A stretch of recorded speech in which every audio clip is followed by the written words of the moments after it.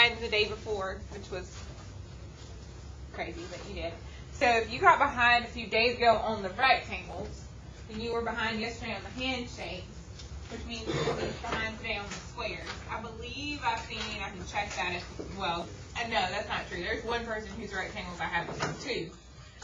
But 90% of the room, I've seen your rectangles, but only about 50% of the room have I seen your handshaking. I'm actually going to let go of the handshaking one from yesterday. If you've got the table done, you don't have to go past that. If you got all the way through number 5, if you did go past that and you want to show me a bonus, that is great, but you do not have to. In addition, I know table 3 has been working ahead, which is good. If they did 3.3.2 and 3.4.1, because that's, let me see your book. So, if you're looking at your book, yesterday you were supposed to have done what page?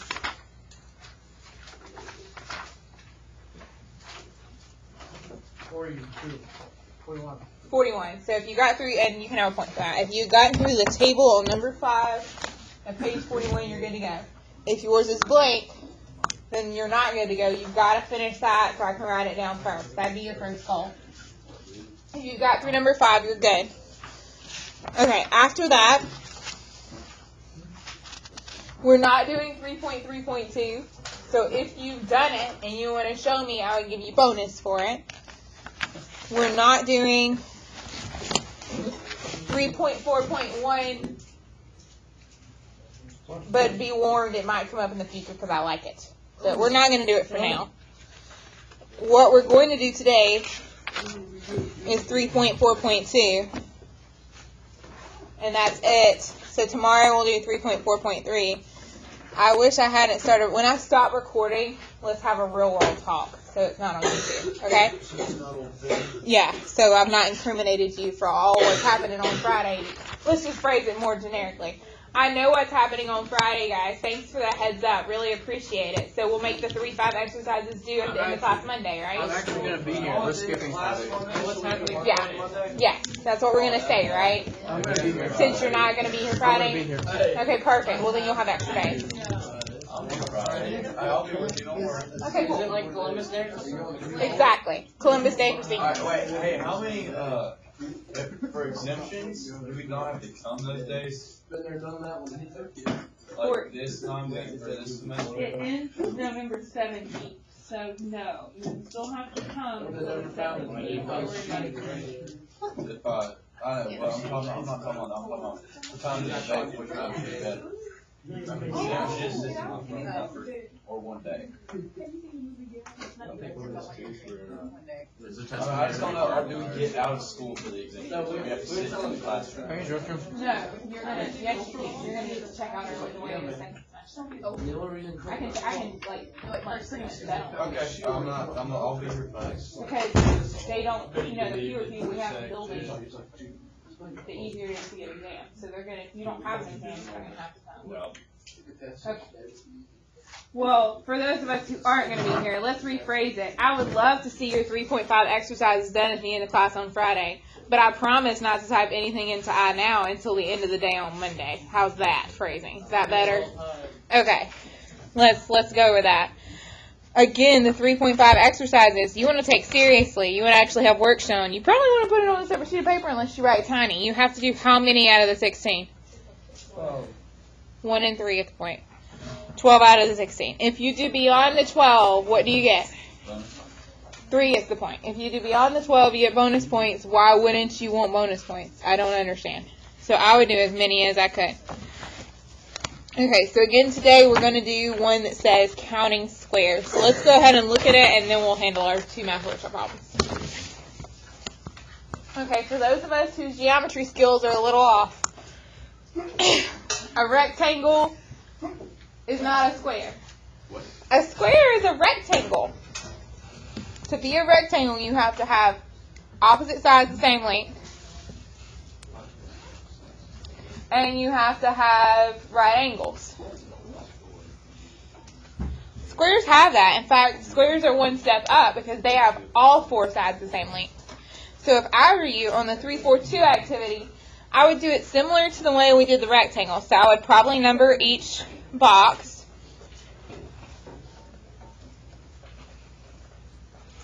And yes, you do have 10 tiny squares on that picture. I'll give you that. Each of the tiny ones are a square, so you have 10.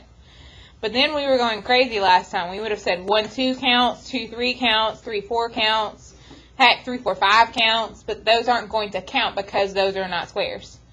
So I've got 10 tiny ones of 1, 2, 3, 4, 5, 6, 7, 8, 9, 10, the 1 by 1s. How many 2 by 2s do I have? I don't have 9. You have 1, 2, 3, 4. You have 4. Okay, so a 2 by 2 would be like 1, 2, 6, 7. So I could do 1, 2, 6, 7. That's 1. 2, 3, 7, 8. That's 2. 3, 4, 8, 9. That's 3. 4, 5, 9, 10. That's 4. And so we've done 2 by 2s, and now we're done. So the answer is 14. Why are we done? But how do I know we're done? Why can't I keep going? Why are there no 3 by 3s? Because the square 3 rows. There's not. Dang, your group can have a point. Table 1, you get a point. There's not 3 rows. We would need 3 rows, 3 columns in order to do a 3 by 3. So with this drawing, the way it is, the best we can do is a 2 by 2, because it's a square. Back to squares are different than rectangles. So your numbers are going to be different than your rectangle numbers because squares are different than rectangles. Is there going to end up being a pattern like there has been every single day lately? Yes. Is it going to be the exact same pattern as it was with rectangles? No, because squares are not rectangles. Okay, is there anyone confused about how Miss Compton counted and got 14? Yes, dear.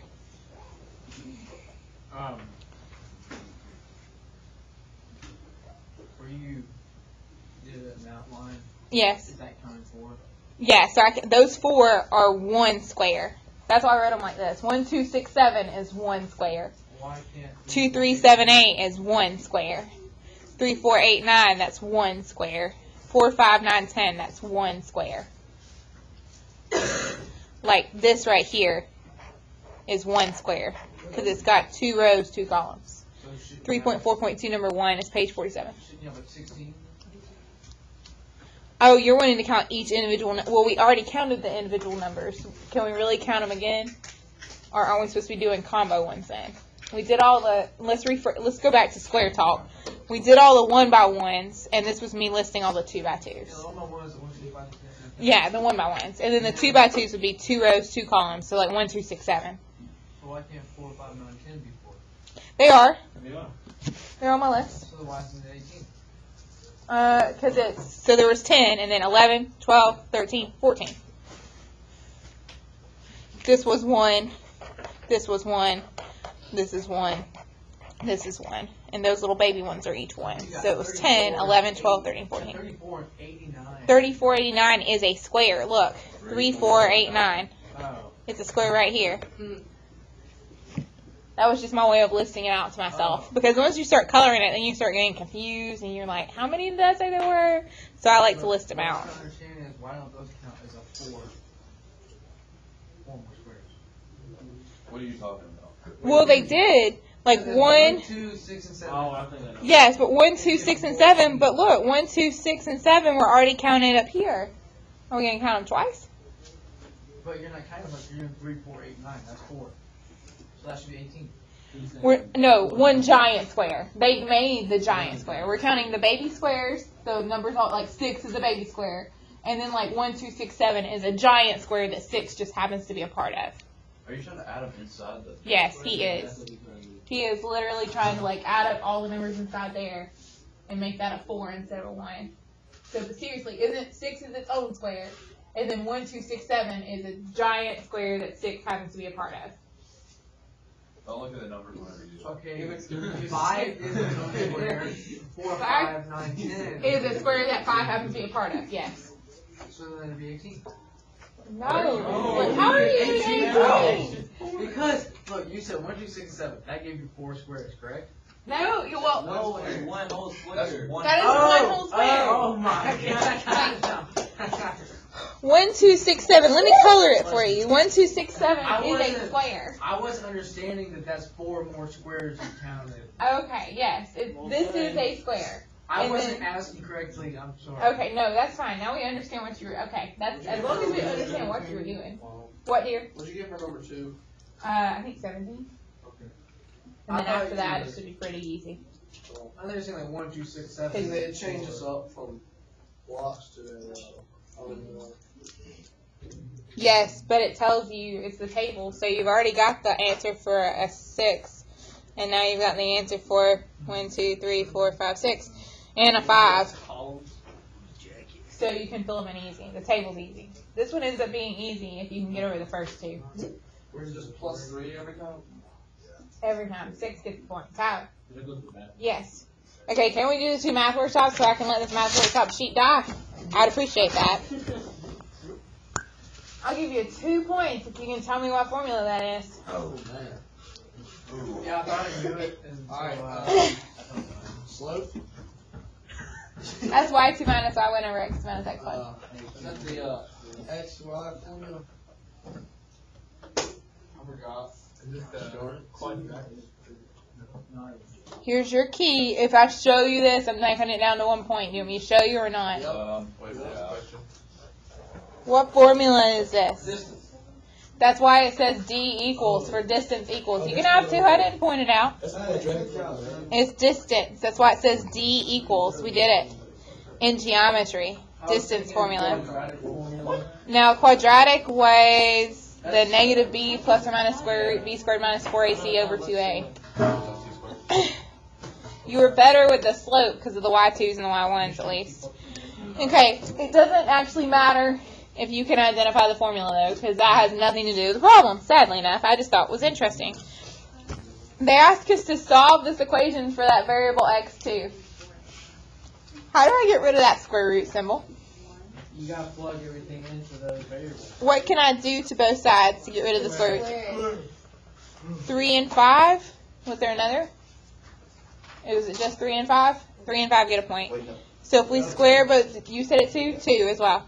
If we square both sides, the house goes away, and we have d squared equals x2 minus x1 squared plus, then you weren't listening at all at the beginning of class. Take away a point. Open your top drawer. Now you got your life together.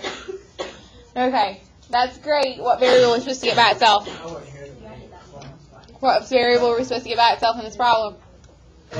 It tells us in the problem. My God, people.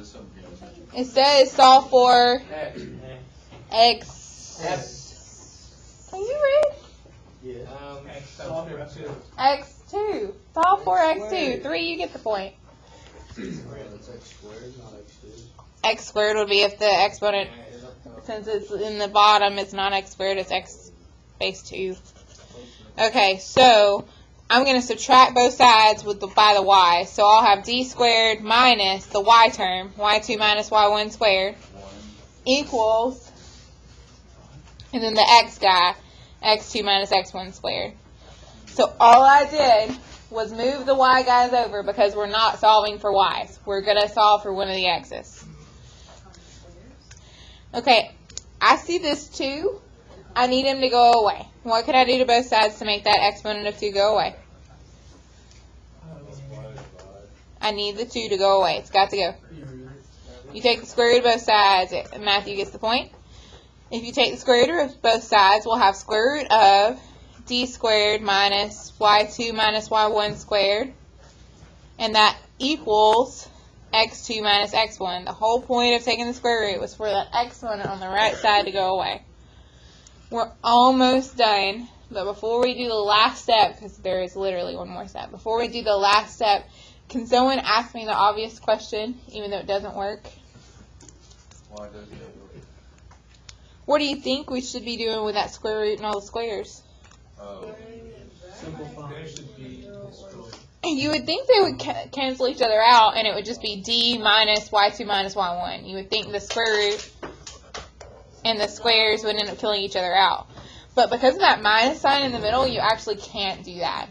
So if you were thinking about doing that, it's actually a terrible idea. Don't do it. Literally, all we need to do is move over x1. How do we move over x1? Add x1 to both sides. Allie gets the point. So literally the answer is d squared minus y2 minus y1 squared, and then plus x1. That's literally our answer. Now it's annoying because we didn't kill off anything. The whole problem had y2s, y1s, x1s, x2s, d's, nothing left. All we did was play, like, when you rearrange the furniture at your house, we feng shuied it. We moved stuff around to get x2 by itself, which is terribly, terribly annoying. But that's how they'll ask it on a standardized test, because any old fool can say, solve for y, and say, oh, well, that's y equals 3 minus 2x, or whatever, or 2x, negative 2x plus 3. Anybody can do that. Not everybody can have the perseverance to rearrange an equation with only letters. Which is why you're shaking your head no at me, because you're the one who gave up on it, so I got the point on the ACT and you didn't. Darn it. Bless your heart. Okay, I need help on this last one. You know what? We can save him for tomorrow. You need to get to work. Okay, good. Now I have no idea what your ACT score is. I have a 0.